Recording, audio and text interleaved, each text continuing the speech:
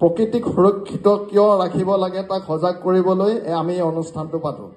আমি যে সোণাৰু, কাঞ্চন, কৃষ্ণচূড়া এই গছবিলাক ৰোপণ কৰিছোঁ, কিয় কৰিছোঁ? আমি এক সপোন দেখিছোঁ। তোমালোকে সপোন দেখা। তোমালোকৰ এই বিদ্যালয়খনলৈ যদি আমি টাউনৰ পৰা এই বিদ্যাখনলৈ যদি আমি খোজকাঢ়ি আহোঁ আৰু ৰাস্তাৰ কাষে কাষে যদি হাজাৰ হাজাৰ সোণাৰু ফুল ফুলি থাকে, কৃষ্ণচূড়া যদি ফুলি থাকে, কাঞ্চন যদি ফুলি থাকে, পলাশ যদি ফুলি থাকে, তোমালোকৰ মনত অকমান হ'লেও আনন্দ লাগিব। আৰু এই সৌন্দৰ্যই কি কৰিব? আমাক পৰ্যটকসকলক আকৰ্ষিত কৰিব। আমাৰ এই সোণাৰীলৈ, আমাৰ চৰাইদেউ জিলাখনলৈ পৰ্যটকক আকৰ্ষিত কৰিব। আৰু তেতিয়া কি হ'ব? বেছি সংখ্যক পৰ্যটক ইয়ালৈ আহিব, টুৰিষ্ট আহিব।